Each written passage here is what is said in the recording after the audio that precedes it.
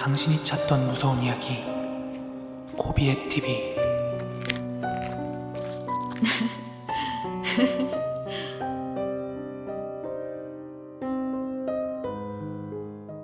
오늘 준비한 무서운 이야기는 지인으로부터 들었던 낚시터 괴담에 대한 이야기입니다. 그럼 이야기 바로 시작하도록 하겠습니다. 낚시를 모르시는 분들을 위해서 좀 설명을 드리면, 어느 낚시터, 어느 저수지가 고기가 잘 나온다 이렇게 소문이 나면은 많은 사람들이 그렇게 낚시터로 몰려가거든요. 그런데 그 낚시터에 간다고, 그 저수지에 간다고 무조건 고기를 낚을 수 있는 건 아니에요. 왜냐하면 그 넓은 저수지와 그 넓은 낚시터, 아무 데서나 낚싯대를 던진다고 고기가 나 잡아가쇼 하는 건 아니니까요. 그래서 그런 넓은 저수지나 낚시터에도 포인트들이 있어요. 딱 여기 이 포인트가 잘 잡힌다는 포인트들이 있는데, 뭐 예를 들면은 깨끗한 물이 유입되는 새물 유입구 포인트라든지, 아니면 이렇게 벽이 직각으로 떨어지는 뭐 직벽 포인트라든지, 아니면 배가 정박하는 뭐 선착장 포인트라든지, 그렇게 그 지역마다 좀 고기 잘 나오는 데들은 포인트 이름들이 있습니다. 그런데 지방의 모 저수지에 그렇게 좀 대어들, 물고기가 잘 나오기로 유명한 루어 낚시 포인트가 하나 있었어요. 그래서 꽤나 유명했기 때문에 지역 주민들도 많이 왔고 외지인들도 많이 와서 낚시를 하는 포인트였습니다. 그런데 어느 해부턴가 그 동네 지역 주민들은 그 낚시터, 그 포인트에서 낚시하는 걸 좀 꺼려하기 시작했어요. 그 이유가 뭐냐면, 그 이유는 뭐 귀신도 아니고 뭐 다른 것도 아니고 밑걸림 때문이었는데, 밑걸림이라는 거에 대해서 설명을 좀 드리면, 낚싯대를 이렇게 던져가지고 고기가 물 수 있는 미끼를 이렇게 던질 거 아니에요? 그럼 거기에 달려있는 바늘이 굉장히 날카로운데, 바닥에 돌이나 자갈 아니면 수몰된 나무라든지 그런 뭔가 걸리적거리는 것들이 많으면 바늘이 그런 나무를 건다든지 아니면 돌 틈에 낀다든지 이래서 낚싯줄을 끊어먹게 되는 경우가 굉장히 많아요. 그 밑걸림 심한 지역은 계속 낚싯줄 끊고 다시 묶고 끊고 묶고 하느라 낚시에 집중을 할 수가 없어요. 그래서 그런 포인트는 좀 사람들이 꺼려 하는데, 원래는 그렇게 밑걸림이 없던 포인트인데 어느 순간부터 그렇게 밑걸림이 많이 생기기 시작하면서 사람들이 그 포인트보다는 그 주변 포인트로 이동을 한다든지, 그렇게 그 포인트는 별로 선호하지 않는 포인트가 되었다고 해요. 그런데 그 지역 주민들은 낚시를 하도 자주 하고 사람들끼리 이제 어디가 좋다 어디가 나쁘다 이런 얘기가 도는 게 있으니까 그 지역 말고 이제 다른 포인트를 찾아서 많이 낚시를 하기 시작했는데, 외지인들은 그런 정보가 좀 느리다 보니까 아직까지 거기가 물고기, 대물이 나오는 포인트라고 생각을 하고 낚시로 오는 사람들이 많이 있었대요. 그런데 하루는 외지에서 한 남성분께서 밤낚시를 하려고 그 포인트를 찾은 거예요. 그런데 그분도 뭐 낚시 구력이 길진 않아서 인터넷 같은 데서 어디가 괜찮은지 좀 뒤져서 보다가 여기가 괜찮다고 하더라, 뭐 그런 글만 보고 이제 외지에서 방문하신 분이었나 봐요. 그래서 그분께서 이제 밤낚시를 하고 있는데 그 포인트에 대한 정보를 모르니까 이제 밤새 거기 낚시를 하면서 이제 줄만 끊어먹고 있었던 거죠.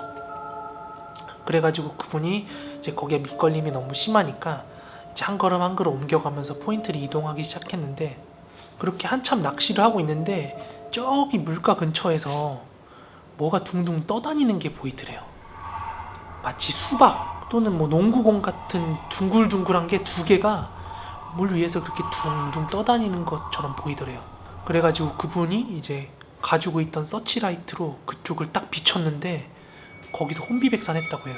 왜 그랬냐면, 이제 헤드랜턴 말고 서치라이트로 그쪽을 자세히 비춰서 봤더니 거기에 동동 떠있던 게 물 위로 고개만 이렇게 내밀고 있던 한 여자와 남자의 얼굴이었다고 해요. 그래가지고 그 남성분께서 이제 화들짝 놀래가지고 그 낚시터에서 이제 낚시하는 걸 철수를 했는데, 이제 여차저차 그 남성의 이야기를 동네 주민들이 듣게 됐는데, 그 이후에도 그 지역으로 낚시를 왔던 외지인들이 귀신을 목격했다는 그런 목격담이 종종 이렇게 들려오더래요.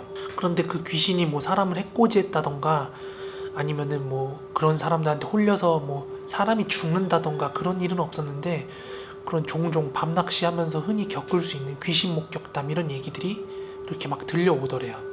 그래서 그 낚시터는 이제 사람들 사이에서 밤에 가면은 어쩌다가 귀신을 목격할 수도 있다, 또는 낚시라면 밑걸림이 많기 때문에 낚시하기 불편한 장소, 뭐 이렇게 인식이 돼서 사람들의 방문이 조금 뜸해졌다고 해요. 그런데 그 이후에 이제 계절이 지나고 해가 바뀌다가 한 해는 이제 가뭄이 너무 심하게 들어가지고 이제 그 저수지 수위가 이렇게 점점 낮아졌다고 해요. 그런데 정말 가뭄이 심하게 들어가지고 물 수위가 굉장히 많이 낮아졌는데 그 저수지에서 정말 깜짝 놀랄 만한 게 발견이 됐습니다. 뭐냐면 그 밑걸림이 잦고 귀신이 출몰한다는 그 낚시터 포인트에서 이제 가뭄 때문에 이제 물 수위가 이렇게 줄어드니까 거기서 웬 자동차 한 대가 나오더래요.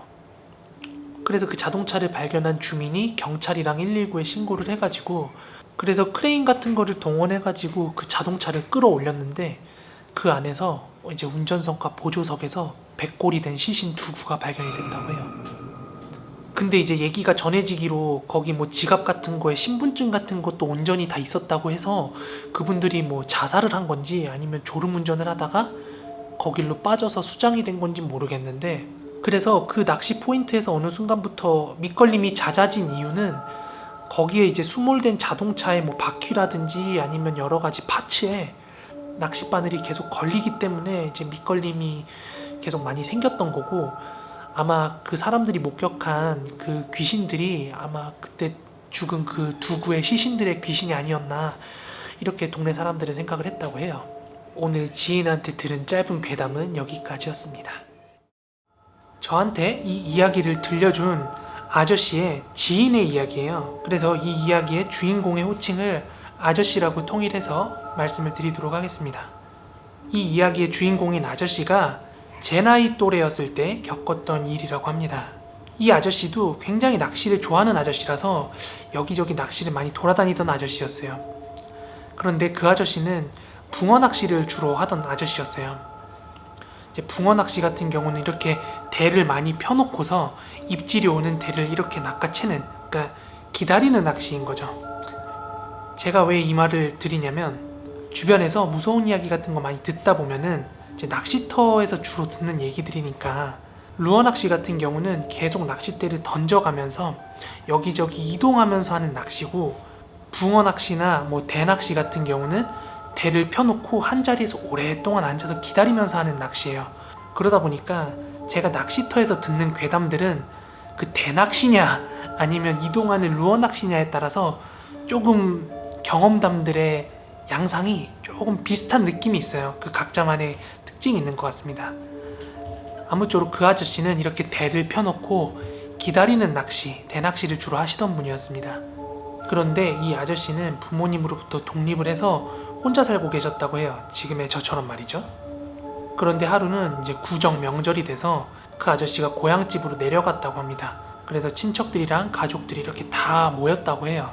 그래서 가족들끼리 제사도 지내고 하하호 뭐 얘기도 하면서 뭐 음식도 나눠 먹고 있었는데 어머니께서 이제 그 아저씨한테 그러더래요. 아들, 요즘도 낚시 많이 다녀? 하고 이렇게 물어보시더래요. 그래서 아저씨는 뭐 간간히 다니고 있지 뭐. 그랬더니 어머니께서 이번 연휴 끝나고 나서부터는 올해가 끝날 때까지만 낚시를 좀 참으라고 그렇게 얘기를 하더래요. 그러면서 어머니께서 점집에 다녀온 얘기를 해주시더랍니다. 그러니까 어머니께서 새해 운세를 보려고 그 지방에서 좀 유명한 용하다고 소문난 무당집을 찾아갔대요. 그래서 점집에서 토정 비결도 보고 이렇게 점을 보고 있는데 그 무당이 어머니한테 이렇게 말씀을 하더래요. 올해 가족 중에 사내놈이 있으면은 절대 물가 근처에 가게 하지 마. 명심해. 잊어버리지 마. 이렇게 얘기를 하더래요. 그 얘기를 듣고는 어머니는 이제 그 아저씨가 생각날 수밖에 없었던 게 그 어머니의 자식들 중에는 아들은 이제 그 아저씨가 하나뿐이었고 마침 또 그 아저씨가 낚시를 많이 다니는 걸 알고 있었기 때문에 어머니는 약간 불길한 느낌이 싹 스쳤다고 해요. 그 얘기를 듣자마자. 그런데 어머니가 그 얘기를 했지만 그 아저씨께서는 평소에 뭐 미신 같은 거 잘 믿지 않았기 때문에 그냥 어머니한테 예 조심할게요 안 갈게요 뭐 이렇게 대충 뭐 대꾸를 해드리고 이렇게 명절이 지나갔다고 합니다. 그리고 명절이 끝나고 다시 여느 날과 다를 것 없었던 그런 일상으로 돌아오다 보니까 그 아저씨께서도 이제 그 어머니가 했던 말을 그냥 잊어버리고 있었던 거죠. 그런데 하루는 그 아저씨가 뭐 다른 날과 다를 것 없이 뭐 낚시가 땡겨가지고 이제 채비를 챙겨가지고 낚시를 하러 갔대요. 근데 뭐 낚시를 가면서 어머니가 했던 말씀이 당연히 조금은 생각이 나겠죠?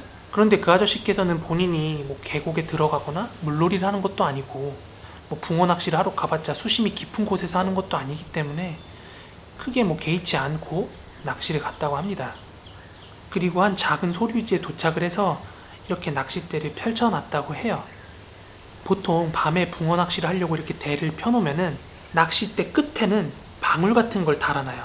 그리고 물 위에 떠있는 낚싯찌 위에는 형광찌를 이렇게 달아놓습니다. 그래서 낚시꾼들이 이렇게 멀리 물 위에 떠있는 형광찌를 바라보다가 형광찌가 이렇게 흔들리기 시작하면은 붕어가 미끼를 물었구나 생각하고 이렇게 확 챔질을 해요. 또는 걸어놨던 방울이 쪼롱쪼롱쪼롱 하면서 울리면은 아, 고기가 물었구나 하고 이렇게 낚싯대를 챔질을 합니다. 그런데 이제 그 아저씨도 밤낚시를 하다 보니까 물 위에 떠있는 그 형광찌를 가만히 주시를 하고 있었대요. 근데 이제 계속 하나에 집중을 하고 있으니까 스멀스멀 이제 졸려오더래요. 그래서 그 아저씨가 그 낚시 의자를 완전 뒤로 제껴놓고서 살짝 누워서 눈을 지그시 감고 있었대요. 어차피 붕어가 입질이 오면 종이 울릴 거니까, 방울이. 그러다가 그 아저씨가 자기도 모르게 이렇게 잠에 확 빠졌대요.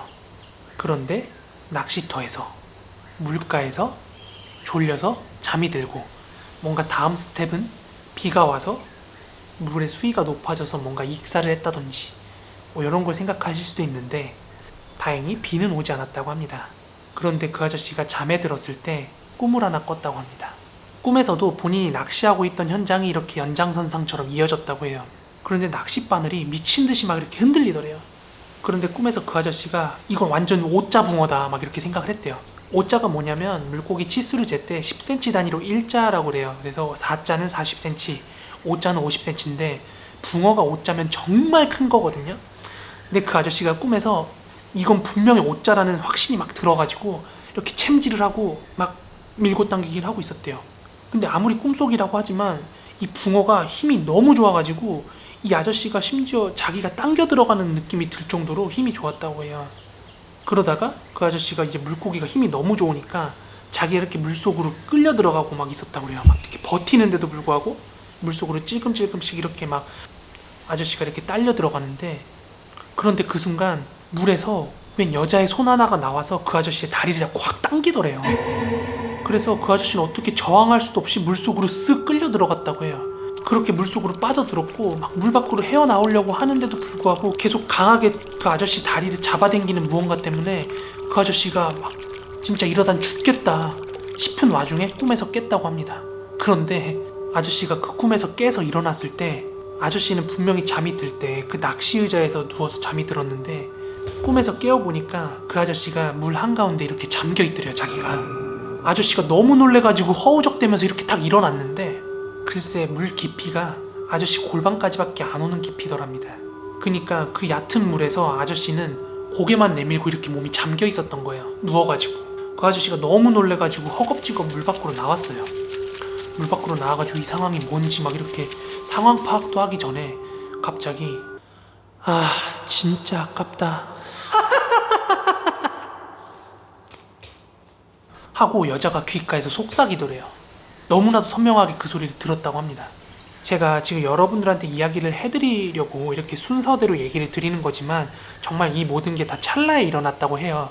그러니까 이 아저씨가 뭔가 이성적으로 생각하고 판단할 겨를이 없이 그냥 지금 이 상태에서 너무 패닉이고 놀란 거예요. 그러니까 자기가 이렇게 채비를 해놨던 그런 낚시 장비 같은 거 챙길 생각도 못하고 그대로 차에 몸만 싣고 집으로 돌아왔다고 합니다. 그런데 당연히 그 아저씨는 그 뒤로 낚시 생각이 날 리가 없겠죠. 그런데 더 이상한 건 그 이후에 하루하루 그 아저씨의 건강이 급격하게 악화되기 시작했다고 해요. 그 아저씨가 평소에 거의 90kg 가까이 나가는 건장한 체격이었다고 하는데 한 달 만에 거의 체중이 뭐 70kg대까지 빠질 정도로 급격하게 건강이 악화됐다고 해요. 뭐 입맛도 없고 기운도 없고 하루하루 뭐 피곤함은 가중이 되고, 이 아저씨가 이제 건강이 너무 악화가 되니까 병원에도 가보고 했는데 뭐 여러 가지 검사를 해봐도 딱히 이상 소견이 보이지가 않더래요. 그런데 이 아저씨가 정말 이대로 가다가 자기가 죽을지도 모른다는 그 위기감을 좀 느꼈나 봐요. 그런데 뭐 병원에 가도 이런 결과 같은 건 안 나오니까 잘 먹고 운동이라도 잘 하자, 억지로라도 하자라는 생각에 정말 음식 같은 거를 갈아서 입에 털어놓고 정말 몸에 기운이 없음에도 불구하고 억지로 나가서 막 달리기도 하고 막 운동을 했다고 합니다. 그런데 또 다행인 게 아저씨가 그렇게 억지로라도 먹고 운동하고 하니까 조금씩 건강이 돌아오더래요. 조금씩. 그렇게 그 아저씨가 낚시터에서 있었던 기억, 그리고 건강의 악화를 조금씩 극복해 나가고 있던 중에 어느 하루였다고 합니다. 이제 여느 날과 다를 거 없이 그 아저씨가 밖에서 열심히 운동 삼아서 달리기를 하고 한참 땀을 빼고 집으로 돌아오는 길이었다고 합니다. 이제 동네에 있는 교각 위를 이렇게 건너가지고 오고 있는데 해가 지고 있는 그 석양이 너무나 아름다워 보이더래요. 그래서 그 아저씨가 교각 위에서 그 지는 해를 한참 동안 이렇게 바라보고 있었다고 해요. 그런데 평소에 자기의 감정의 흐름, 기분, 느낌 이런 것과는 별개로 갑자기 교각 아래로 뛰어들고 싶은 생각이 막 들더래요. 자기도 모르게 죽어야겠다, 뛰어내려야겠다 막 이런 생각이 갑자기 확 치고 올라오더래요. 자기도 모르게 그 교각 위를 이렇게 올라서고 있더래요. 그런데 어떻게 이 아저씨가 정신력이 아주 좋은 건지 모르겠는데 갑자기 그 차오르는 생각들이 이렇게 억누르려고 노력을 하다가 눈이랑 귀를 막고 그대로 막 뛰었대요. 그 교각을 벗어났대요.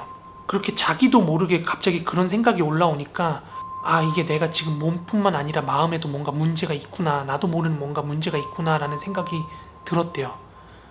그런 생각과 함께 한참을 뛰어가지고 이제 집 앞에 도착을 했는데 집을 들어서려고 하는 찰나에 갑자기 넌 어차피 죽어 하고 낚시터에서 들었던 그 목소리 여자가 또 자기 귀에 그렇게 속삭이더래요. 그 아저씨는 집으로 들어간 뒤에 그 상태 그대로 패닉 상태가 돼서 거의 일주일 동안 집 밖으로 나오지 않고 잠수를 탔다고 합니다. 그런데 이제 지방에 계신 어머니는 아들한테 전화를 해도 전화도 안 받고 뭐하고 사나 궁금하기도 하고 걱정되기도 하고 하니까 이제 반찬 같은 걸 해가지고 이제 부리부리 챙겨가지고 이제 아들 집으로 기습 방문을 했다고 합니다. 그런데 어머니가 집에 들어가자마자 아들 꼴을 보고 완전 기겁을 한 거예요.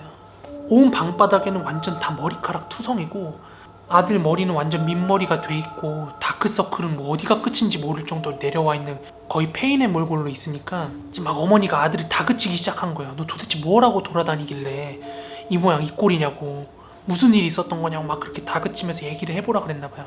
그러니까 이제 한참 동안 말이 없던 아들이 지금까지 있었던 일들을, 자기가 겪었던 일들을 다 어머니한테 말씀을 했대요. 그리고 지금까지 있었던 그 얘기들을 어머니가 다 듣고 나니까 어머니가 그냥 넘어갈 수 있나요? 그런 아들 꼴을 보고 그대로 다시 집으로 돌아갈 어머니가 있어요? 이제 그 어머니가 아들 손 붙잡고 그대로 고향집으로 끌고 내려온 거예요. 그리고 날이 밝자마자 아들 손 붙잡고 저번에 점을 봤던 그 무당집에 찾아가게 됩니다. 그런데 아들 손 붙잡고 무당집에 들어가는데 입구에서부터 무당이 저 쌍년이 아주 인상부터 더러운 년이구만. 아주 재수가 더럽게 없었어. 재수가. 막 이러면서 타박을 주더랍니다. 그래서 이제 결과적으로 얘기를 하면은, 그러니까 그 아저씨께서 무당이 올 한해는 가족 중에 남자는 이제 물을 조심하라고 했는데 그런 거 대수롭지 않게 여기고 낚시를 갔다가 어떻게 재수없게 귀신이 붙어서 온 거예요. 그래가지고 거의 한 돈 1,000만 원을 주고 구술했다고 합니다. 그렇게 구술하고 났더니 정말 희한하게 입맛도 돌아오고 건강도 회복이 되고 다시 스멀스멀 낚시 생각도 올라오더래요. 그런데 사람이 화장실 들어갈 때 다르고 나올 때 다르다고, 그 아저씨가 이제 한 해가 지나고 나니까 또 낚시 생각이 그렇게 스멀스멀 나더래요. 그런데 이제 아저씨가 본인이 겪었던 일도 있고 하다 보니까 좀 찜찜한 마음에 그 무당집에 인사를 드리려고 좀 갔었나 봐요, 다시. 그리고 그 무당한테 이제 말씀하신 한 해도 지났고 저도 많이 이렇게 회복이 됐는데 낚시를 가도 문제가 없을까요? 이렇게 자문을 구했대요. 그랬더니 무당분께서 자네도 어지간히 독한 인간이구만. 자네나 되니까 지금 이렇게 살아있지, 딴 놈 같았으면 이미 죽었을 팔자야. 이렇게 얘기하면서 부적을 하나 지어주더랍니다. 그렇게 지금까지도 낚시를 멀쩡하게 잘 하고 있는 아저씨의 사연이었습니다. 대학교 때 저와 제 여자친구 그리고 제 친구의 커플, 이렇게 두 쌍의 커플이 계곡으로 같이 커플 여행을 떠나자고 약속을 잡아놨습니다. 그리고 약속했던 여행 당일이 돼서 저희 커플들은 한 계곡으로 떠나게 됩니다. 계곡 근처에서 자리를 잡고 놀려고 저희는 준비해간 각종 짐들을 챙겨가지고 물가로 걸어가고 있었어요. 그렇게 한참 계곡을 향해서 걸어가고 있는데 동네를 거닐고 있던 한 할아버지께서 저희한테 오시더라고요. 그러더니 저희한테 여기 무슨 계곡 놀러 왔냐 이렇게 물으시더라고요. 그래서 그렇다고 말씀을 드렸더니 계곡을 들어가더라도 얕은 물에서만 놀아, 알았지? 무슨 일이 있어도 깊은 쪽으로 들어가면 안 돼, 응? 이렇게 말씀을 하시는데 너무 뻔한 이야기잖아요. 그냥 계곡에서 물놀이 할 때 물 조심하라 이 정도의 주의 정도로만 듣고 흘려 넘겼던 것 같아요. 그렇게 알겠다고 저희는 대답을 드리고 계곡 근처에 가서 자리를 잡습니다. 저희는 조용한 게 좋아서 사람이 없을 만한 장소로 자리를 잡았어요. 그리고 수박도 썰어 먹고 열심히 수영도 하고 물놀이도 했어요. 그런데 물의 중간 지점은 수심이 조금 깊긴 했지만 할아버지가 말씀한 것처럼 아주 우려할 만큼 막 위험한 지형이라고는 판단이 안 됐고 저희도 별일 없이 잘 놀았습니다. 그렇게 한참 물놀이를 하면서 에너지를 빼니까 젊은 청년들이 배가 고프죠. 그래서 물 밖에서 다 같이 배 좀 채울 겸 바비큐 파티를 시작했습니다. 그렇게 저희는 물 밖에서 고기를 굽고 있었는데 계곡 건너편에서 초등학생 정도로 보이는 여자애 하나가 물가로 다가오더니 이윽고 수영을 하면서 놀기 시작하더라고요. 그런데 혼자 멀쩡하게 수영을 잘 하던 여자아이가 갑자기 물 중간에서 허우적대기 시작하는 거예요. 그런데 주변에 가족이나 부모로 되는 사람은 전혀 보이지가 않았고 조금만 지체하면 이 아이가 익사를 할 것 같다는 겁이 확 드는 거예요. 그런데 그때 제 옆에 있는 친구가 위험을 직감했는지 그 아이를 구하기 위해서 물가로 달려가서 풍덩 다이빙을 하는 거예요. 이 친구가 워낙 수영을 잘하는 친구라서 금세 그 여자아이 옆쪽으로 진입을 하더라고요. 그렇게 그 여자아이를 구조해서 데려 나오려는 듯 모션을 취하다가 갑자기 이 아이를 데려 나오긴커녕 친구 혼자서 급하게 수영을 해서 묻가로 나오는 거예요. 그렇게 물 밖으로 나와서 저희가 있는 쪽으로 뛰어오는 그 친구를 보고 저희들은 야, 왜 쟤 그냥 두고 나와? 무슨 일이야? 이렇게 이구동성으로 물었어요. 그런데 이 친구는 너무나 어이없다는 듯한 표정, 그리고 한편으로는 굉장히 겁에 질린 표정으로 얘기를 하더라고요. 야, 내가 가까이 가니까 쟤 웃더라.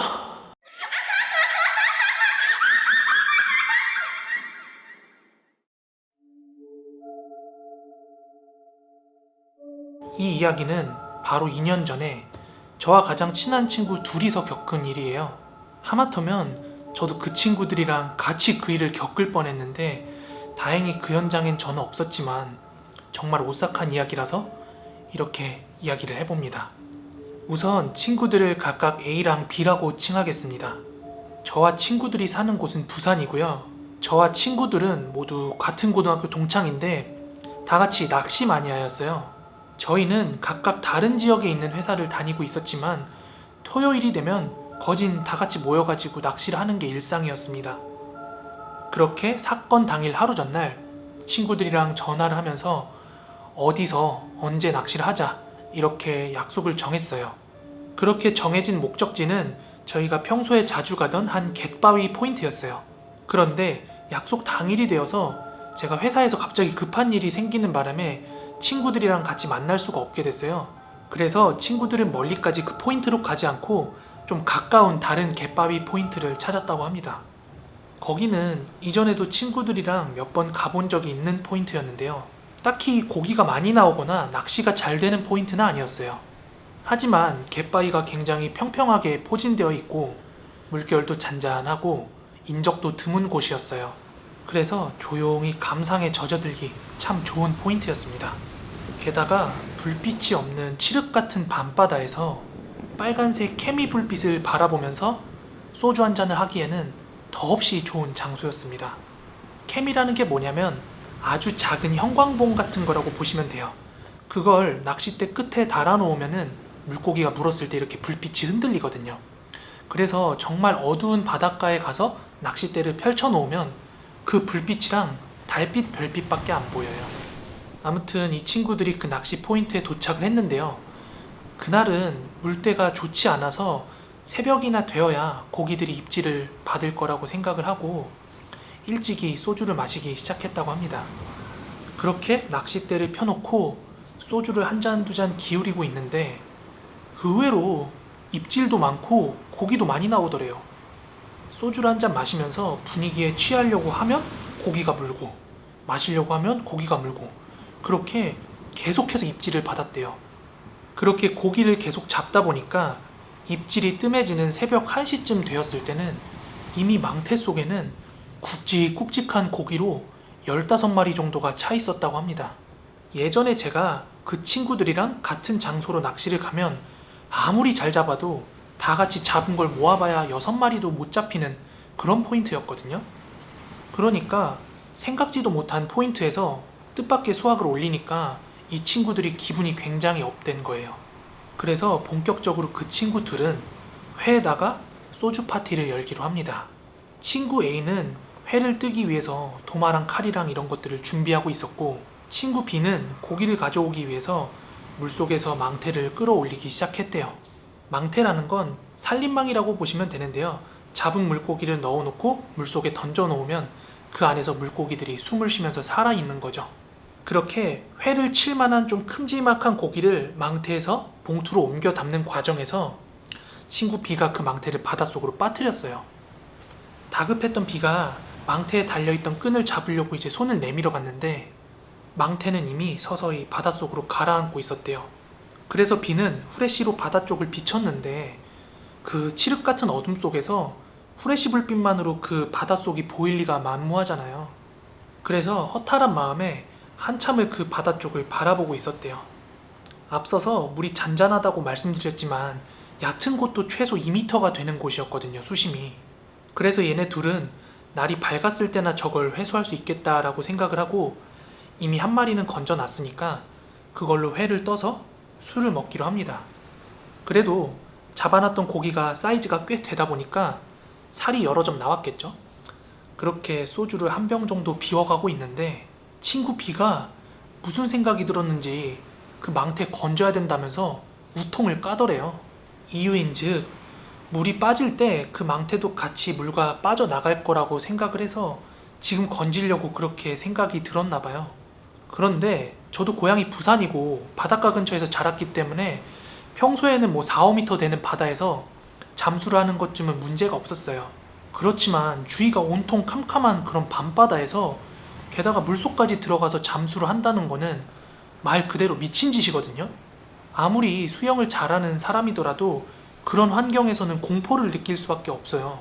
그런데 제 친구 B는 술을 마시고 겁대가리를 상실한 건지 기어코 잠수해서 그 바다를 들어가서는 망태를 건져옵니다. 그렇게 건져올린 망태를 바위에다가 끈으로 단단하게 결박을 시켜놓고 이 친구들은 2마리 고기를 더 꺼내서 회와 소주를 마셨대요. 다음날 저한테 약 올리면서 자랑할 생각을 하면서 말이죠. 시간은 지나서 서서히 어둠이 걷히고 불그스름한 해가 떠오르기 시작했습니다. 이때쯤 되면 정신도 몽롱해지고 잠도 몰려올 때예요. 그렇게 친구 둘은 철수를 하기 위해서 낚싯대를 걷고 짐을 챙기고 있었어요. 그리고 친구 B는 의기양양하게 잡았던 고기들을 아이스박스로 옮기기 위해서 어제 묶어놨던 망태 쪽으로 걸어가는데요. 바닷물 속에서 망태를 끌어올리는데 물속에서 흐릿흐릿하게 형체를 알아볼 수 없는 무언가가 아른거리더랍니다. 이게 뭐지? 싶어가지고 미간을 찌푸리고 자세히 들여다봤대요. 그렇게 한 몇 초 정도 지났을까요? 윤곽이 뚜렷해짐과 동시에 B는 외마디 비명과 함께 그대로 기절을 하고 맙니다. 친구 A는 B가 갑자기 외마디 비명을 질러버리고 그렇게 기절을 하니까 놀래가지고 그쪽으로 뛰어갔는데 바다 쪽을 쳐다보니까 웬 사람이 물속에서 너울너울 거리면서 A를 쳐다보고 있더래요. 그러니까 이 친구도 자지러지듯이 비명을 지르고 그 자리에 주저앉을 수밖에 없었대요. 그리고 불이 나게 112로 신고를 하고 경찰들이 와서 수습을 시작했다고 합니다. 바닷속에서 친구들을 바라봤던 그 사람의 정체는 다름 아니라 죽은 지 얼마 안 된 시체였던 거예요. 경찰들이 시신을 수습할 때 친구 A가 멀찌감치 떨어져가지고 그 현장을 지켜봤대요. 그리고 그 친구가 본 그 시신의 형태는 온 몸이 물에 불어가지고 얼굴은 형체를 알아볼 수가 없었고요. 퉁퉁 부른 살과 찢겨진 옷들은 너덜너덜했고 물고기들이 살점을 얼마나 뜯어먹었는지 여기저기 살들이 막 패여 있었대요. 그런데 진짜 공포스러운 건 지난밤에 친구 B가 그 망태를 건져 올리기 위해서 바다로 뛰어들었을 때 분명히 친구 B는 그 시신 주변에서 헤엄을 치고 있었을 거라는 거죠. 어쩌면 그 어둠 속에서 친구도 모르는 사이에 눈을 마주쳤을 수도 있고요. 위치상으로 볼 때 망태가 떨어졌던 곳이 시체의 배부위쯤 됐대요. 그런데 하나 더 이상하게 생각해야 할 부분이 있습니다. 평소에 그렇게 고기가 활발하게 나오는 곳이 아닌데 유독 입질도 많고 마리수 조가를 거뒀다는 점이죠. 그리고 조만간 저희는 한 번 더 소름에 휩싸이고 마는데요. 저희는 그 고기들을 너무나도 맛있게 회를 떠먹었다는 사실입니다. 그 이후로 제 친구 AB는 꽤 오랜 시간 동안 트라우마와 악몽에 시달려야 했습니다. 물론 한동안 입에 회는 대지도 않았고요.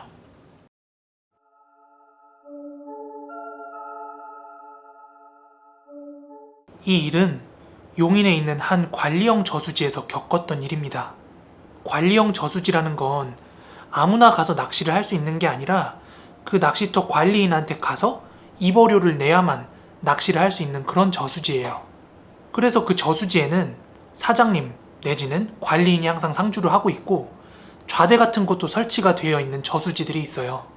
아무튼 저는 이 용인에 있던 저수지 연안 좌대에서 밤낚시를 하고 있었습니다.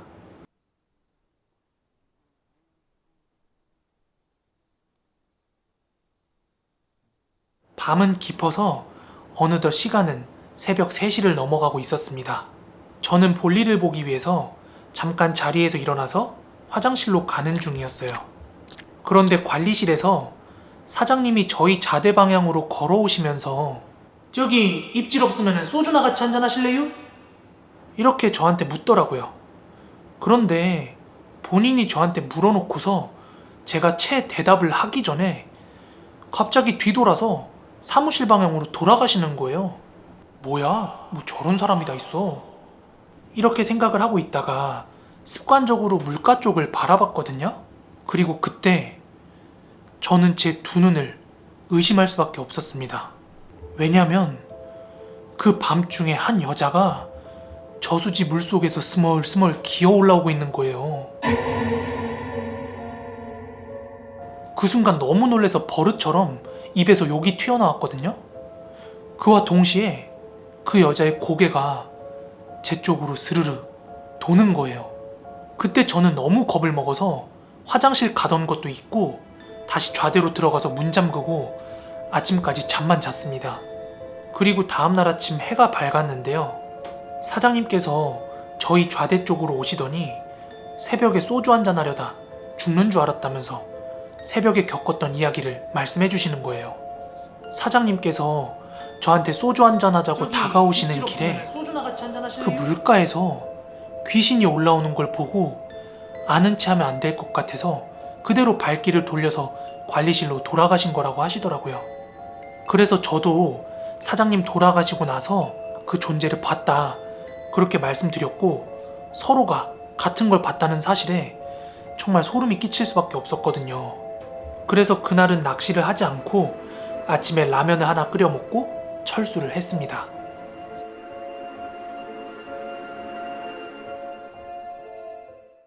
몇 해 전 여름 한 7월에서 8월 사이였을 거예요. 청양군 소재에서 아주 큰 교통사고가 하나 있었어요.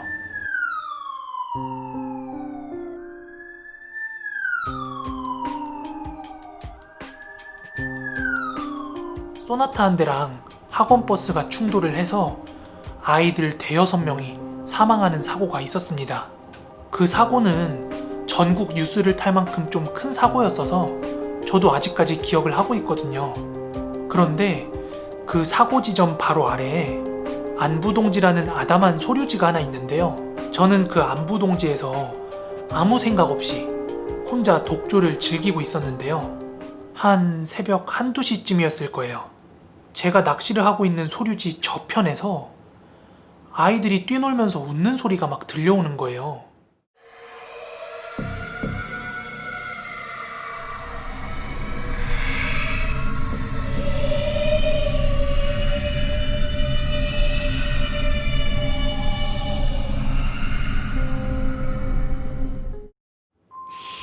그 늦은 시간까지 애들이 안 자고 뭐하나 이런 생각을 하고 있었습니다. 그렇게 별 생각 없이 초리대 끝을 바라보면서 낚시에 집중을 하고 있었는데요. 문득 무슨 생각 하나가 뇌리를 스치더라고요. 아, 맞다. 여기 위에서 사고 났었는데? 이 생각이 머리를 스치는 동시에 아주 조금씩이지만 아이들의 그 웃음소리가 점차 제 쪽으로 가까워지는 게 느껴졌어요. 혹시라도 그 아이들의 혼령이 나한테 같이 놀자 그러면 난 뭐라고 대답해야 되지? 하는 생각도 들었고요. 계속 낚시를 하다간 위험해질 것 같아서 저는 옆에 있던 소주병을 챙겨 들고 텐트 안으로 들어가선 문을 잠그고 무릎 담요를 머리까지 쓰고서는 아침까지 밤을 샜습니다. 지금도 그때를 떠올리면 등골이 오싹하네요.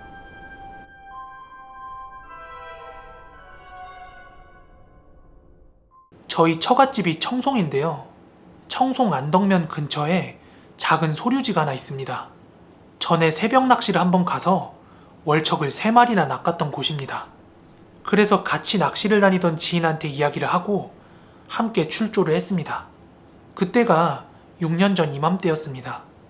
그 소류지는 앉을 수 있는 자리가 제 방권밖에 없었어요. 그래서 제 방 초입에 제가 앉았고요. 나머지 2명의 지인들이 5m씩 간격을 두고 앉았습니다. 그렇게 3명이 같이 밤새 낚시를 하고 있었고요. 시간은 자정을 넘은 새벽쯤이었습니다. 제 앞쪽으로 던져놓은 찌 하나가 스물스물 입질이 오면서 올라오고 있더라고요. 저는 챔질을 하려고 재빨리 낚싯대를 잡고 들어 올렸는데 그 순간 제 밑에서 하얀 팔의 귀신이 제 2 발목을 부여잡는 거예요. 저는 선체로 몸이 기울어서 물에 풍덩 빠져버리고 말았습니다. 그렇게 저는 물속에서 허우적대다가 겨우겨우 정신을 차리고 풀무더기를 쥐어잡았어요. 그런데 그때까지도 계속해서 물속에서 제 발을 막 잡아당기는 거예요. 그렇게 조용한 소류지에서 제가 허우적대는 소리가 그 지인들이 있는 데까지 들렸나봐요.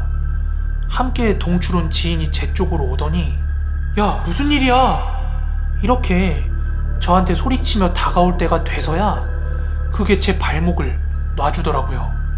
저는 주변의 풀들을 쥐어잡고 겨우겨우 물 밖으로 올라올 수 있었는데요. 물론 그날 낚시는 전부 꽝을 쳤고 더 할 수도 없었죠.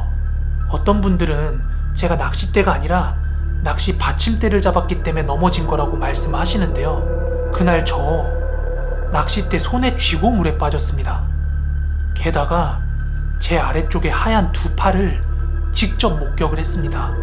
정신 바짝 차렸으니까 살았지 안 그랬으면 낚일 뻔했습니다. 귀신한테요. 그 이후로 저 소류지 2번 다시는 안 갔습니다. 제가 20대 초반에 굉장히 민물 낚시에 빠져 있었어요.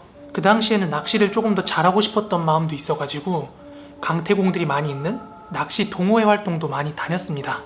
그러다 보니까 뭐 횟수를 정해놓고 낚시를 간 건 아닌데 대충 지금 생각해보면 밤낚시만도 주당 3-4번 정도는 갔던 것 같습니다. 그러던 어느 날 평소랑 마찬가지로 동호회 분들은 먼저 낚시터에 가서 낚시를 하고 계셨고요. 저는 그분들이랑 합류하기 위해서 퇴근을 하자마자 그분들이 있는 낚시터로 출발을 했습니다. 제가 퇴근하고 출발을 하니까 한 11시 넘어서 출발을 했거든요. 당시 저희가 낚시를 하기로 약속했던 스팟이 한 저수지인데요. 그 저수지는 경기도 화성에 있는 기천저수지라고 굉장히 대형 저수지가 하나 있었어요. 그런데 지금 와서 생각해보면 그 기천저수지가 밤에 가면 굉장히 음산하거든요. 그때는 여럿이서 낚시를 같이 다니기도 했고 워낙 낚시의 재미 그 자체에만 포커스를 맞추고 있었기 때문에 그렇게 음산한 기운을 못 느꼈는데 아마 이 영상을 보시는 분들 중에 기천저수지 아시는 분들은 알 거예요. 밤에 그 저수지가 얼마나 음산한지요. 그렇게 저는 동호회 형들이 찍어준 낚시 포인트로 향하기 위해서 차를 끌고 그 저수지변을 지나고 있었습니다. 그렇게 저는 운전을 해서 저수지 둘레길을 따라서 운전을 하고 있었어요. 저희 일행이 알려준 포인트에 가기 위해서 말이죠. 그런데 워낙 밤이기도 하고 거기에 사람이 다닐 거라고 생각을 전혀 안 하고 있었고요. 그리고 빨리 낚시를 하고 싶은 마음에 속도를 내가지고 달리고 있었거든요. 그런데 굉장히 어두운 도로였는데 도로 한편에 여자 하나가 쭈그리고 앉아가지고 뭘 줍고 있는 모양새로 앉아있는 거예요. 그 순간 급정거를 했는데 진짜 너무 놀래가지고 그 여자가 귀신일 거라고 생각해서 놀란 게 아니라 하마터면 제가 그 여자를 칠 뻔했거든요. 와, 너무 놀래가지고 너무 놀래서 일단 차를 세운 다음에 창문을 내렸어요. 그 다음에 창문 밖으로 그 여자한테 소리를 쳤거든요.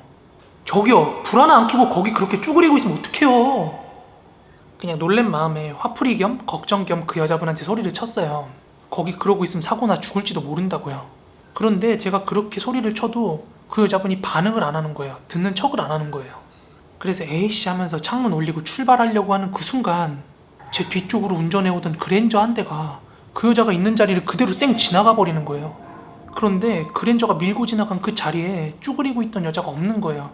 그래서 저 문득 생각했어요. 아, 저 차가 여자를 쳤구나. 그래서 여자가 물가든 풀숲이든 어딘가 빠졌을 거라 생각하고, 그래서 저는 아, 이건 뺑소니다 싶어가지고 바로 그 그랜저를 뒤쫓아갔어요. 그렇게 그 차를 뒤쫓기 시작해가지고 악셀을 밟아서 속도를 올렸어요. 그 비포장도로에서. 그런데 둘레길을 시속 130으로 밟고 있는데도 그 차랑 거리가 좁혀질 생각을 안 하는 거예요. 그렇게 저는 뺑소니범을 잡아야 되겠다는 생각 하나밖에 없었기 때문에 미친듯이 그 차랑 거리를 좁히려고 속도를 올려서 밟았는데 도무지 달려도 그 차랑 거리가 좁혀지질 않는 거예요. 그러니까 제가 어느 방향으로 가고 있다라는 걸 인지를 못한 채 그 차만 보고 계속 쫓았거든요. 그렇게 뺑소니 차를 쫓고 있는데 어느 순간 아까 그 여자가 쭈그려 있던 그 자리를 지나고 있는 거예요, 제가. 그리고 아까 그 차가 쳤을 거라고 생각했던 그 여자가 그 자리에 다시 쭈그리고 앉아있는 걸 발견한 거예요. 그 순간 제 머릿속에 아, 이건 뭔가 잘못됐다, 이런 생각이 확 스쳐 지나가더라고요. 그래서 핸드폰을 꺼내가지고 그 일행분들한테 전화를 해가지고 지금 사정이 생겨가지고 낚시 같이 못할 것 같다, 그렇게 얘기를 하고, 그렇게 저는 집으로 다시 출발을 했어요. 그렇게 집에 도착을 해서 지하주차장에 주차를 해놨어요. 그렇게 차에서 내려가지고 문을 닫는데 삐빅 하면서 이제 블랙박스에서 소리가 나는 거예요. 그래서 그 순간 아, 블랙박스에 뭐가 담겨도 담겼겠구나 싶어서 그 장면들을 확인하고 싶어서 블랙박스에서 메모리 카드를 꺼내서 집으로 올라갔습니다. 그렇게 집에 도착해서 컴퓨터를 켜고 메모리 카드를 연결해서 저장된 비디오를 켰거든요. 저 진짜 경악하고 말았잖아요. 그 영상 속에 담긴 저의 모습은요, 저수지 초입까지는 운전을 굉장히 잘하고 갑니다. 그러다가 어느 포인트에서 갑자기 제가 급정거를 하더니 아무도 없는 창밖에다 대고 저 혼자서 막 소리를 지르고 있는 거예요. 저기요, 불 하나 안 켜고 거기 그렇게 쭈그리고 있으면 어떡해요. 그러더니 제가 갑자기 뭐에 홀린 것 마냥 급발진하는 차가 나가듯이 미친듯이 제가 차를 몰더니 그 저수지 둘레길을 혼자서 뱅뱅뱅 세 바퀴를 돌더니 집으로 돌아오는 장면이 찍혀 있더라고요. 여러분 상상이 가세요? 제가 그 블랙박스 확인한 이후에 낚시는 못 끊었는데요, 진짜 밤낚시는 두 번 다시 못 가겠더라고요. 진짜 제 눈앞에 보였던 그 여자는 뭐였을까요? 뭔가 자기 억울한 죽음을 저한테 보여주고 싶었던 건 아니었을까요? 만약 그런 거라면 저뿐만이 아니라 다른 분들도 겪었을 가능성이 있으니까 혹시라도 기천저수지에서 낚시하시다가 이런 일 겪으신 분 있으시면 혹시 모르니까 댓글에 남겨주시면 감사하겠습니다. 자, 두 번째 이야기입니다. 때는 1994년도의 일입니다. 제가 중학교 2학년 여름방학 때 겪었던 일인데요. 당시 저희 동네에는 군 내에서 최대 규모로 꼽는 저수지가 하나 있었어요. 굉장히 촌동네였거든요. 하루는 친구들이랑 밤낚시 계획을 짜고 텐트랑 낚시도구를 챙겨가지고 늦은 밤에 저수지로 향했습니다. 당시 아버지가 타시던 시티백 오토바이를 저를 포함한 친구 3명이서 오토바이를 신나게 달리고 있었습니다. 시티백 아시죠? 그 중국집 배달원들이 많이 타는 그 오토바이인데요. 그렇게 어두컴컴한 뚝길을 지나가지고 한 30여 분간 달려가지고 저수지에 도착했습니다. 저수지는 너무 고요했고 물조차도 너무 잔잔했어요. 그리고 물 위로 비치는 그 달빛이 굉장히 운치가 있었어요. 그렇게 도착한 저수지에서 친구들이랑 짐을 풀어놓고 이제 텐트를 설치를 하고 낚시를 할 준비를 하고 있었는데요. 이런 젠장, 장비는 다 챙겨왔는데 정작 낚시에 쓸 미끼를 안 가져온 거예요. 저수지에서 낚시할 땐 떡밥이 최고인데 당장 떡밥이 없다고 땅 파서 뭐 지렁이를 잡아가지고 낚시를 할 수도 없고, 또 당시에 오토바이를 운전할 수 있는 사람이 저밖에 없었거든요. 그래서 하는 수 없이 다시 집에 들려가지고 미끼를 가져오겠다고 친구들한테 말하고 오토바이를 타고 집으로 출발을 했습니다. 그렇게 다시 어두컴컴한 저수지 뚝길을 거슬러 올라가는데요. 정말 그 오토바이 헤드라이트가 비춰주는 범위 말고는 완전 온통 시야가 보이지 않을 정도로 깜깜했어요. 20년도 더 지난 지금이야 그 저수지 주변으로 40m, 50m 간격으로 가로등이 설치되어 있어서 적당히 주변이 밝혀지고 있지만 그 당시만 해도 가로등이 하나도 없어서 정말 뭐 랜턴이라든지 오토바이 불빛 아니면 주변이 아무것도 보이지 않았어요. 그렇게 한참 달리고 있는데 저 멀리서 뭔가 오토바이의 헤드라이트 불빛을 반사시키는 게 보이더라고요. 그렇게 별 생각 없이 계속 오토바이를 몰고 가고 있는데 그 물체가 가까워지면서 확인이 됐는데요. 웬 하얀 옷을 입은 여자가 뚝길을 따라가지고 시내 방향으로 걷고 있는 거예요. 그 순간 뭔가 이상한 느낌이 스치긴 했는데 무섭다기보다는 그 시간에 여자가 조명 하나 없이 거길 걷고 있는 게 좀 이상하잖아요. 그리고 동시에 그 당시에 사춘기였기 때문에 제 등 뒤에 뭔가 여성을 태운다는 그런 로망이 있었기 때문에 잠깐 오토바이를 세워서 그 여성분께 여쭸어요. 저기 시내 가시는 길이면 뒤에 타세요. 제가 태워다 드릴게요. 제가 이렇게 말한 기억이 아직까지도 분명하게 나요. 그랬더니 그 여성분께서 말없이 제 뒤에 올라타더라고요. 분명히 그 여성분께서 제 등 뒤에 탔던 것까지 기억이 납니다. 그렇게 그 여자를 태우고 한참 오토바이를 달리고 있는데요. 기분이 뭔가 이상해요. 뭔가 제 몸으로 차가운 기운이 스며들어오는 것 같은 느낌. 그리고 뒤에 사람이 타고 있으면 제 옷이 눌려야 되는데 제 옷가지가 팔랑거리면서 안쪽으로 바람이 들어오는 게, 뒤를 돌아봤는데 제 뒤에 타고 있던 그 여자가 없는 거예요. 정말 그 순간 너무 당황해서 혹시라도 그 여자분이 제 뒤에 타고 있다 떨어진 게 아닐까 싶어서 오토바이를 세우고 그 여자분이 어디 떨어지지 않았나 싶어가지고 이렇게 찾고 있었어요. 그런데 느낌이 이상해요. 제가 분명히 자갈길을 걷고 있긴 한데 발 한 걸음 한 걸음이 너무 힘겹게 걸어지는 거예요. 그런데 그 여성분은 온데간데 없고 제가 뭐 랜턴을 가지고 있는 게 아니라서 그 어둠 시야에 적응을 해가면서 그 여성분을 찾고 있었어요. 저기요 혹시 있으면 대답 좀 해보세요. 혹시라도 제 목소리를 들으면 대답이라도 할까봐 그렇게 소리를 치면서 찾는데 돌아오는 건 메아리 치는 제 목소리뿐이더라고요. 그렇게 소리를 치면서 그 여성분을 찾고 있는데, 그런데 여러분 그런 거 느껴보신 적 있죠? 꿈이 너무 생생해서 잠에서 깨면서도 그게 현실인지 꿈인지 구분이 안 가는 그 경계 사이, 갑자기 제가 보는 시야가 그런 식으로 뭔가 전환이 되는 느낌이 들면서 정신이 확 들더라고요. 그렇게 뭔가 정신 차리듯이 제 눈앞에 펼쳐진 풍경을 보고 진짜 기절할 뻔했습니다. 분명히 저는 오토바이에 내려서 그 없어진 여성분을 찾고 있었거든요. 그런데 정신을 차리고 난 후에 저는요, 이미 저수지 물속으로 턱끝까지 물이 찬 곳까지 들어가 있었고요. 제 눈앞에 펼쳐진 풍경은 제 목 아래까지 출렁거리는 저수지의 물결이었습니다. 그런데 더 무서운 사실은요, 제가 서 있던 곳에서 몇 발자국만 앞으로 갔으면 저수지의 지하 수문 입구였습니다. 한마디로 밑도 끝도 없는 물밑으로의 절벽이었어요. 정신을 차리고 나서 그 수문으로 빨려 들어가기 싫어가지고 미친 듯이 물 밖으로 뛰어나왔어요. 그렇게 허겁지겁 물 밖으로 뛰쳐나와서 오토바이를 타고 집으로 향했습니다. 그런데 저수지에 친구들이 기다리고 있으니까 돌아가야만 했는데 그런 일을 겪고 도대체 돌아갈 사람이 누가 있겠어요. 그때가 94년도니까 핸드폰을 가지고 있을 리 만무했고, 그렇게 저는 놀란 마음을 달래고 집에서 잠을 자게 됐습니다. 그리고 아무것도 못하고 잠만 잤던 그 친구들에게 딱 다치지 않을 정도로 참 많이 맞았습니다. 그런데 저는 제가 겪은 게 있으니까 억울해서 친구들한테 얘기를 했는데 뻥치지 말라면서 끝끝내 믿질 않더라고요.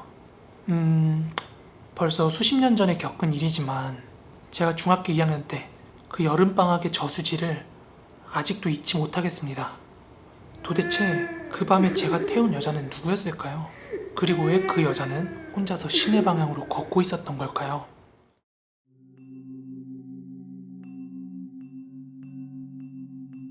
저는 25살이고요. 현재 의정부에 살고 있습니다. 몇 개월 전에 취미생활로 대낚시를 줄곧 즐겼는데요. 지금 와이프가 만삭이라 출산 전 마지막 자유로 와이프한테 허락을 받고 낚시를 다녀오게 되었습니다.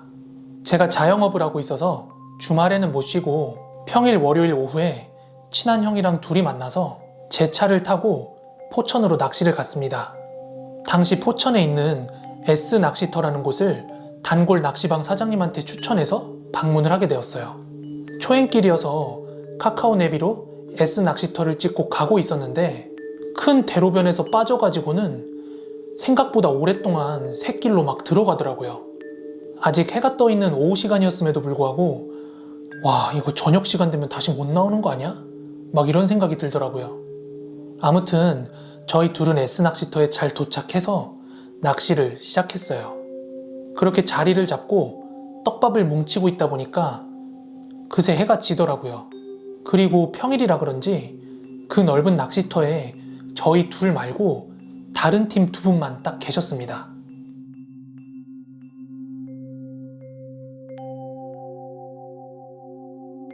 그렇게 한참 낚시를 하는데 자정이 넘었던 걸로 기억을 합니다. 낚시터 주변은 인가도 거의 없었는데 사방이 산과 나무밭이라서 매우 조용했어요. 그러다 보니까 저희가 움직일 때 빼고는 주변에 인기척이랄 것도 없었어요. 고기라도 있었으면 물에서 퍼덕퍼덕 하는 소리라도 났을 텐데 물은 잔잔하게 달빛만 비추고 있을 뿐이었습니다. 그렇게 깊은 새벽까지 시간이 흘렀어요. 새벽 시간이 되니까 그나마도 가뭄에 콩나듯 오던 입질조차도 끊겨가지고 형이랑 저는 그냥 소소한 대화를 나누고 있었습니다. 그 와중에 낚시가 너무 안 되니까 다른 팀은 짐을 챙겨가지고 철수를 하더라고요. 그렇게 시간은 계속 흘러서 새벽 3시가 넘어갔더니 막 이제 물 한 개가 끼기 시작하는 거예요. 근데 고기는 입질도 없고 저는 형한테 형, 오늘은 그냥 접죠? 이거 고기 코빼기도 안 보이는데? 그래서 저희는 낚시 장비를 다 정리해서 트렁크에 실었고 차 앞에서 담배를 한 대 피면서 카카오 내비게이션을 켰어요. 나가는 길을 모르니까 의정부역을 찍고 천천히 출발했습니다.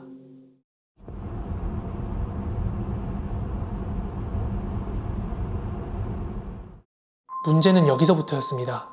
안개는 자욱하게 껴있지 초행길인데다가 막 산골길이다 보니까 가로등조차도 하나 없었어요.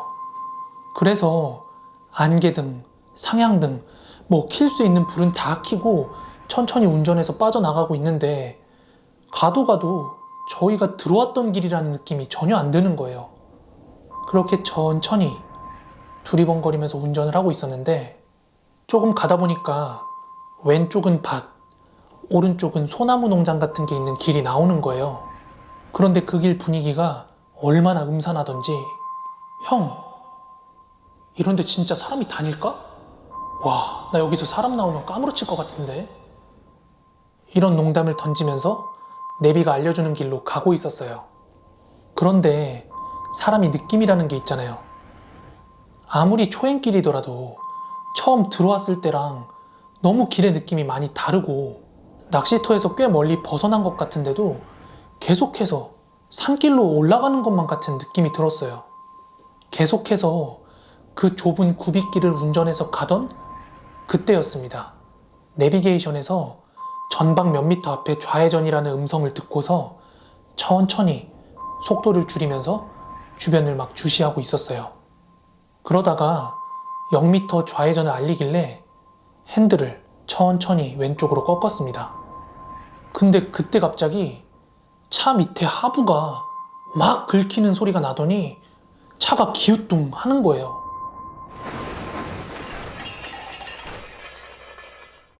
마치 차가 어디에 떨어지기라도 할 것처럼 뒷바퀴 쪽 이렇게 들려버리는 거예요. 너무 놀라서 파킹에 사이드까지 다 걸어놓고 차 밖으로 조심히 나왔는데요.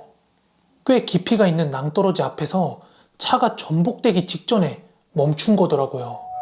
옆에 있던 형은 운전 왜 그렇게 하냐, 졸았냐 막 이렇게 얘기를 하는데 저는 너무 억울해가지고 봐라, 내비가 여기서 좌회전하라고 했다 하면서 보여줬더니 그때부터 형도 당황해가지고는 이제 말이 없더라고요. 그렇게 진정을 하고 차를 뒤로 빼야 되니까 그 주변을 돌면서 막 이렇게 살피고 있었는데요. 바로 그 낭떠러지 옆으로 되게 오래돼 보이는 폐가가 하나 있는 거예요. 뭔가 그 안개랑 어우러진 폐가의 풍경이 그 자체만으로도 저희를 겁주기에 충분했습니다. 너무 무서웠던 저랑 형은 막 서둘러가지고 우여곡절 끝에 그 차를 빼는데 성공을 했어요. 그리고 겨우겨우 한참을 헤매가지고 큰 도로로 나올 수 있었습니다. 진짜 한 20-30cm만 더 갔어도 차 꼬꾸라지고 저희 크게 다칠 수 있는 상황이었어요. 저희는 큰 길가로 나오자마자 저희 눈에 첫 번째로 보였던 편의점에 차를 세우고 잠깐 내려가지고 담배를 피면서 진정을 하고 있었어요.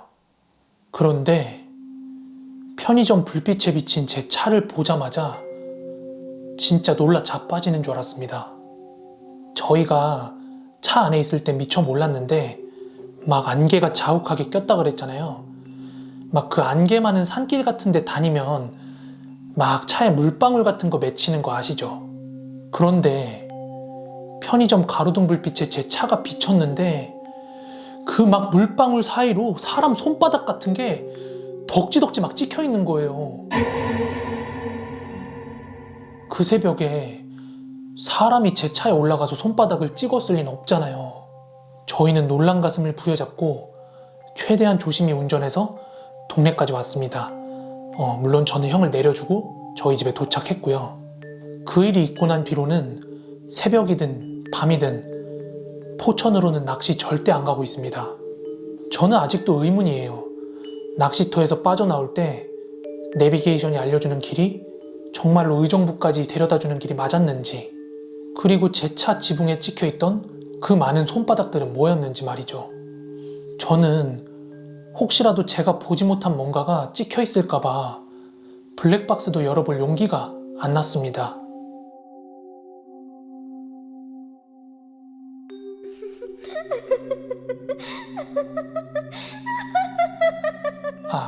그리고 이 일이 있기 전에 조금 찜찜한 일이 하나 있긴 있었습니다.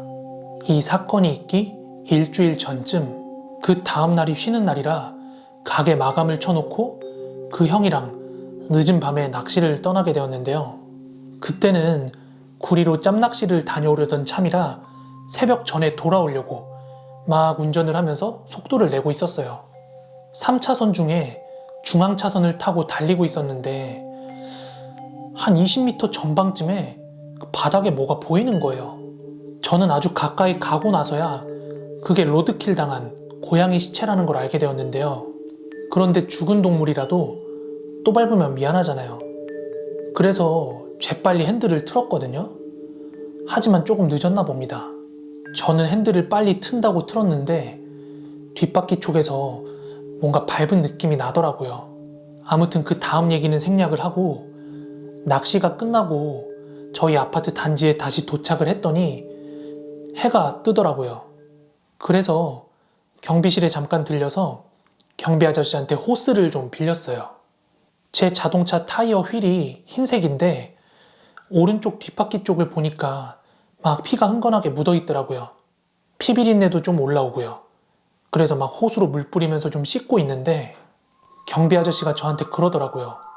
제가 죽인 건 아니지만 밟은 건 맞다. 그러니까 앞으로 한 달 정도는 운전 조심해서 하라고.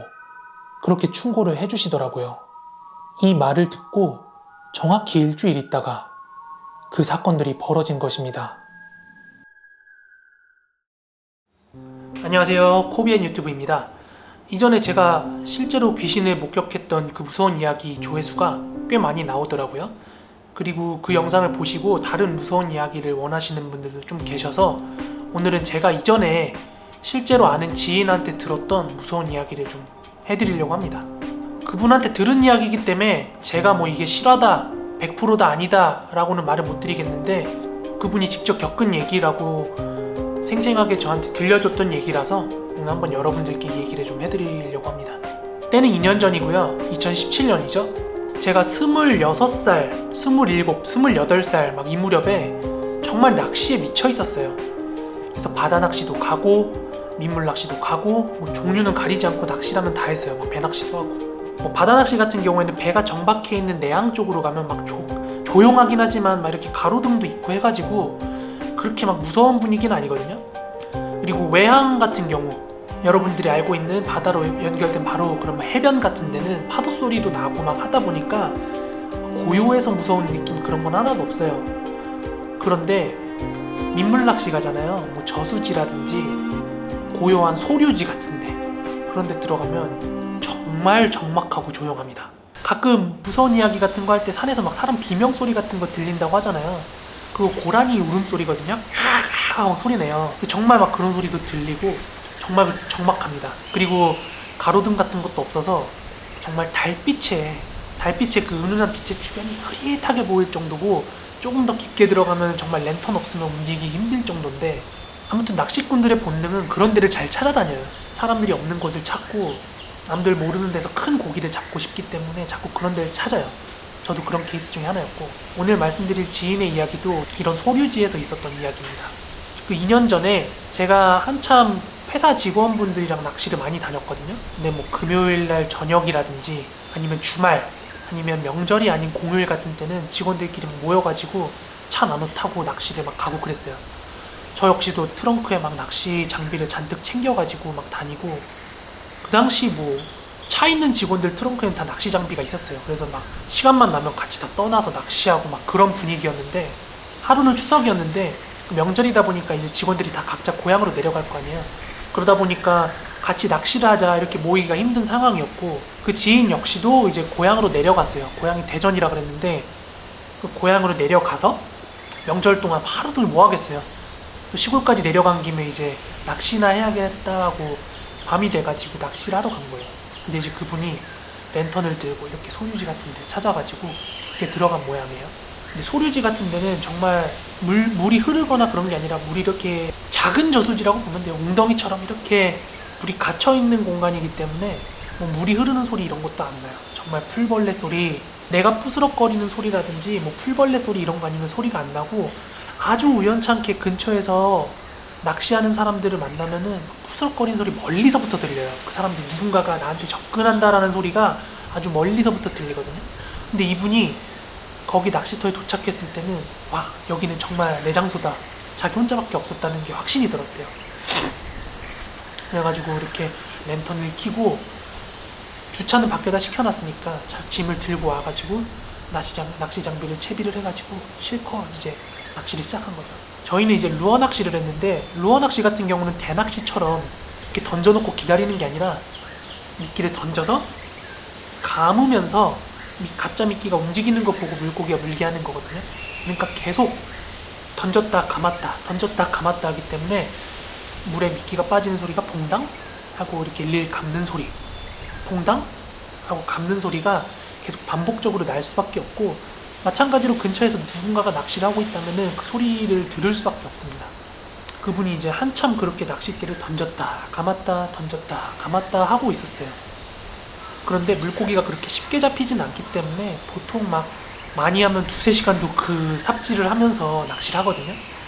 그분께서 한 2시간 정도 그렇게 낚싯대를 던졌다 감았다 했대요. 포기를 안 하고. 그러다가 아, 여기는 진짜 고기가 없나 보다, 포인트 옮겨야 되나 싶어가지고 한 5분만 더 던져보고 반응 없으면 가야지라고 마음을 먹을 때쯤에 딱 던졌는데 한 마리가 낚인 거예요. 한 마리가 낚였는데 또 크기가 엄청 큰 물고기가 잡히고 나니까 이분이 더 하고 싶은 욕심이 난 거예요. 그래서 안 떠나고 낚시를 하고 있었어요. 그 당시에 그분이 막 물고기 잡았다고 사진 찍어가지고 새벽에 막 단톡방에 보내고 그랬었거든요.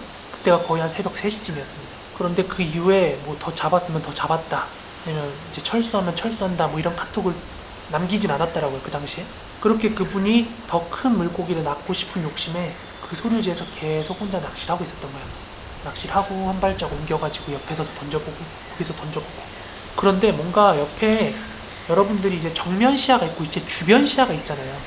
근데 이게 뭔가 내 옆에 시야로 뭔가가 사람 같은 게 서 있는 게 직감적으로 느껴졌대요. 그래가지고 그분이 그걸 확인하려고 고개를 돌려서 왼쪽을 봤대요.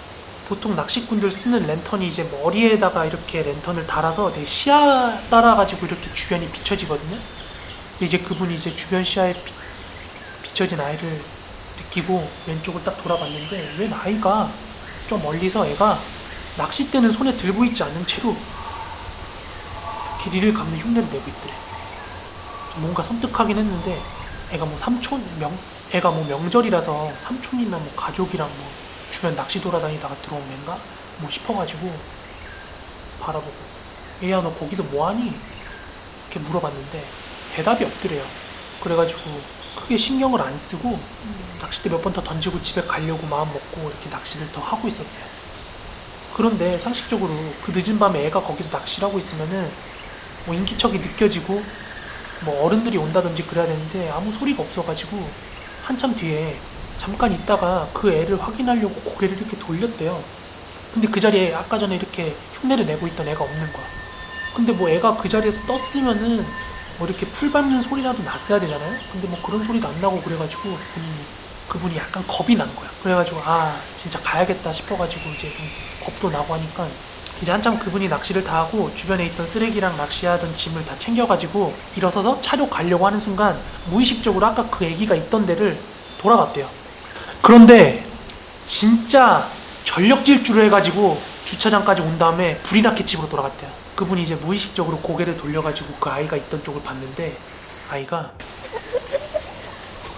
진짜 소리는 안 내고 있는데 미친 듯이 웃으면서 어깨를 들썩이면서 막 이러고 있었다는 거예요.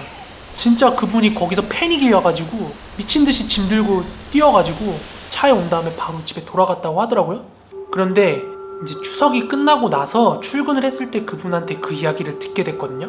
근데 걔 중에 뭐 귀신을 직접 본 적이 없거나 귀신을 안 믿는 분들 같은 경우는 에이 저게 뭐 뻥이지 뭐 저걸 믿어? 뭐 이렇게 반응하시는 분들도 있을 수도 있어요. 이해는 해요. 그런데 제가 그리고 그 당시에 같이 막 낚시를 하던 직원분들이 이 이야기를 믿을 수밖에 없는 이유가 그분이 굉장히 낚시를 좋아했거든요.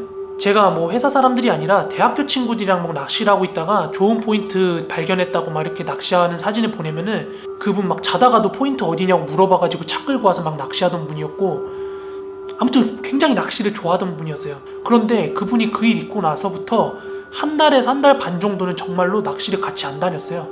낚시 가자고 나 못 간다고 안 간다고 그 정도로 막 혀를 내두를 정도로 낚시터를 당분간 한동안 안 다녔기 때문에 아 이 사람이 한 얘기가 진짜 뻥은 아니구나. 자기가 그렇게 좋아하는 낚시를 포기할 만큼 애들한테 뻥쳐가지고 이야기거리를 만들고 싶었던 사람은 아니라고 생각을 했기 때문에 저 역시도 이 이야기를 믿는 거고요. 아무튼 그 늦은 새벽에 소류지나 이런 데 낚시터 가보신 분들은 알겠지만 정말 무서워요. 정말 무섭고 귀신 본 이야기는 아니지만 저도 낚시터에 관련된 뭐 자살과 관련된 썰을 하나 직접 겪은 게 있어가지고 그건 또 나중에 한번 이야기를 풀어드리도록 할게요. 저번 시간에는 제 지인이 낚시터에서 목격했던 귀신 이야기를 해드렸는데요. 오늘 제가 드릴 이야기는 제가 직접 겪은 실화입니다. 근데 제가 저의 첫 무서운 이야기 영상에서 말씀드렸다시피 저는 태어나서 귀신을 본 적이 딱 한 번밖에 없어요. 그렇기 때문에 이 영상에서 귀신은 등장하지 않습니다. 그렇지만 여러분들이 제 상황이라고 가정을 하고 이 이야기를 들어보신다면 굉장히 섬뜩함을 좀 느낄 수 있을 것 같아요. 자, 그럼 바로 이야기를 시작할게요. 저의 20대 중후반 시절은 저의 취미가 낚시로 좀 가득 차 있었어요. 근데 낚시를 좋아할 뿐이었지 잘하지는 못했거든요. 제가 대학교 시절에는 아르바이트하고 공부하고 운동하느라 정말 쉴 틈이 없었고 첫 취직 이후로는 뭐 이직을 하면서도 공백기 없이 이직을 하면서 계속 일을 했기 때문에 뭐 저만의 시간을 충분히 가질 그런 시간적 여유가 없었어요. 그러다가 제가 작년 12월 1월 무렵에 한 3, 4년 정도 근속하던 회사를 그만뒀거든요. 그때가 29살이었기 때문에 제가 이제 이 29살에 내 시간을 충분히 갖지 않으면 이제 당장 내년이면 30인데 더 이상 여유 부릴 만한 나이가 아니라는 그런 압박감이 좀 있었기 때문에 시간 있을 때 좀 놀자 라고 생각을 해서 한 3개월 정도 백수 생활을 했습니다. 그런데 제가 그 3개월 동안 백수 생활하면서 뭐 했겠어요? 네, 낚시를 제일 많이 했고요. 그렇게 열심히 백수 생활하고 있는 와중에 지인의 소개로 제가 한 회사에 입사를 하게 됐는데 언제부터 출근해주세요 이렇게 약속을 받아놓은 상태였기 때문에 제가 그 출근을 하기 전까지는 충분히 더 놀고 싶었던 마음에 더 열심히 낚시를 다녔습니다. 그런데 경기도권에서 이제 뭐 용인, 오산, 안산 이 무렵에 해가지고 서울 경기권으로 갈 수 있는 낚시터가 굉장히 많거든요. 제가 어느 저수지라고는 언급을 하지 않겠습니다. 그래서 하루는 이제 차 끌고 되게 기분 좋게 그 경기권 저수지로 낚시를 가게 됐어요. 낚시를 할 때 피딩 타임이라는 게 있습니다. 고기가 먹이 활동을 하는 시간이 있어요. 그러면은 막 물가에 와가지고 촉촉촉촉 막 물거품 내면서 막 먹이 활동을 하거든요. 그 시간이 아주 이른 새벽 그리고 저녁 해질 무렵에 애들이 먹이 활동을 시작합니다. 그래서 낚시꾼들은 그 시간을 가장 낚시 피크 타임이라고 생각을 하거든요. 저도 이제 저녁 피딩 타임을 맞춰가지고 해질 무렵에 그 저수지에 도착을 했어요. 근데 아무리 먹이 활동이 활발한 그런 피딩 타임이라고 해도 낚시를 하고 꽝 친 다음에 서울로 돌아가는 일도 부지기수였거든요. 그런데 그날 따라서 이상하게 낚시가 굉장히 잘 되는 거예요. 뭔가 하늘이 너가 앞으로 이제 또 새로운 회사에 입사를 해서 일을 해야 되기 때문에 충분히 즐기고 오도록 하여라, 뭐 이런 신호를 주는 줄 알았어요. 그래서 그래, 오늘은 한번 늦게까지 한번 제대로 낚시를 해보자, 뭐 이런 생각이 들어서 편의점 같은 데서 이제 먹을 걸 좀 사가지고 다시 챙겨와서 밤늦게까지 낚시를 하게 됩니다. 그런데 아무리 크고 유명한 저수지라고 해도 피딩 타임이 지나면 사람들이 많이 빠지고 평일 늦은 밤에는 사람들이 많이 없어요. 제가 기억하기로 그때가 한 11시에서 12시 사이쯤 시간이었는데 제가 한참 낚시에 열중하면서 열심히 낚시를 하고 있었는데 저 멀리서 뭔가 막 물첨벙거리는 소리가 들리는 거야. 근데 이게 물장구 소리도 아니고, 그렇다고 누군가가 멀리서 큰 물고기를 낚아서 물고기가 퍼덕대면서 막 물에서 나는 소리라고 하기엔 조금 큰 것 같고, 그런 물소리가 막 나는 거예요. 평소에 낚시터에서 듣기 어려웠던 물장구 소리였다고 해야 될까요? 근데 그 당시에 제가 그 물소리를 들을 때는 뭐 그 물소리가 뭔지 뭐 아주 궁금하다든지 무섭거나 소름 끼치거나 뭐 그런 느낌은 전혀 없었거든요.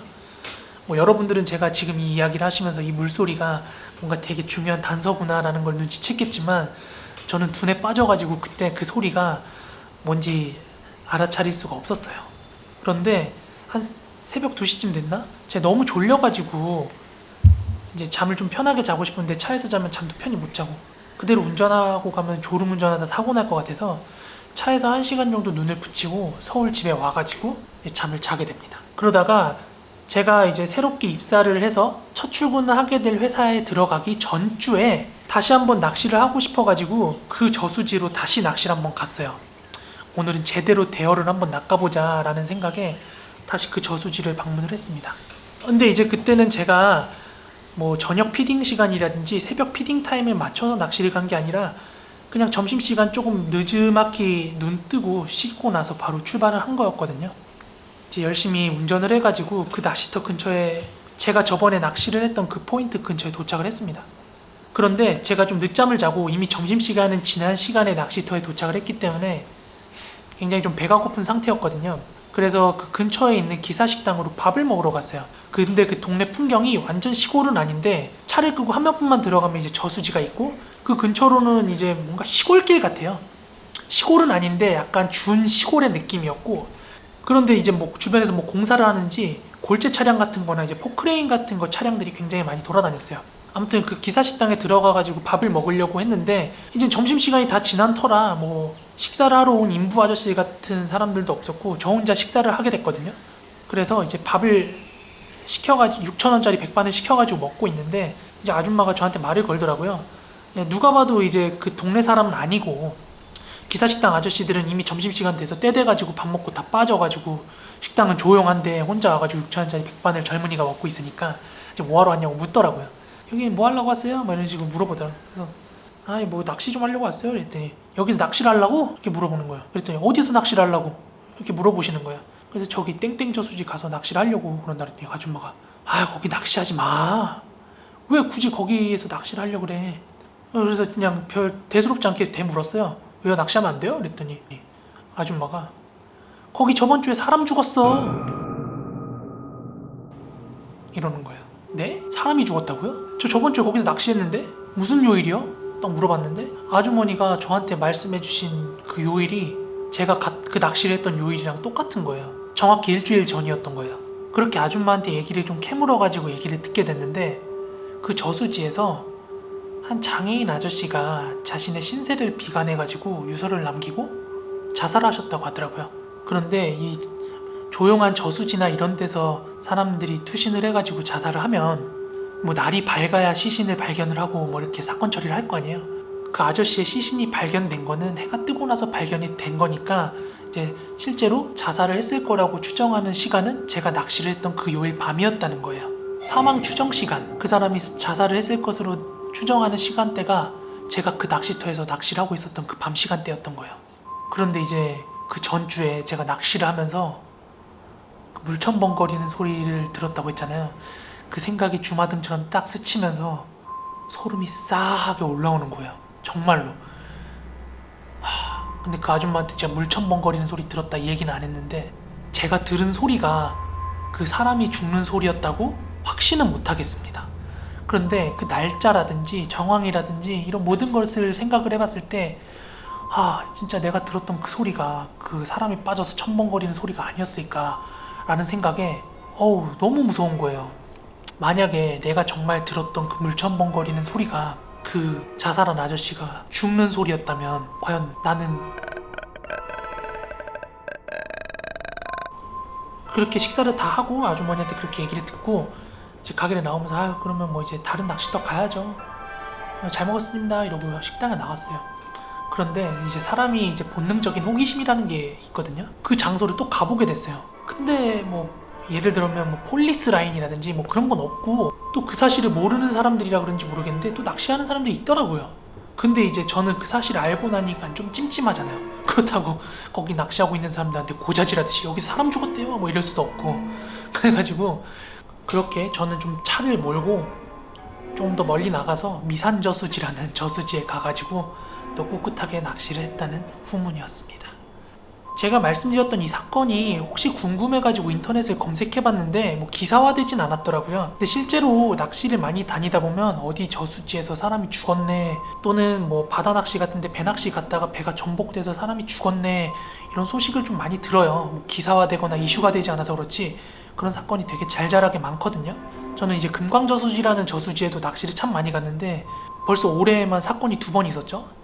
그 금광저수지에 있는 보트 타다가 전복돼가지고 공무원 여성분 한 분 사망하시고, 그 저수지에 이제 떠다니는 이제 죽은 물고기들 처리한다고 청소하러 들어가셨던 분 또 이번에 익사하시고, 그렇게 뭐 물이 있는 곳에는 항상 사건 사고들이 좀 많이 있는 편입니다.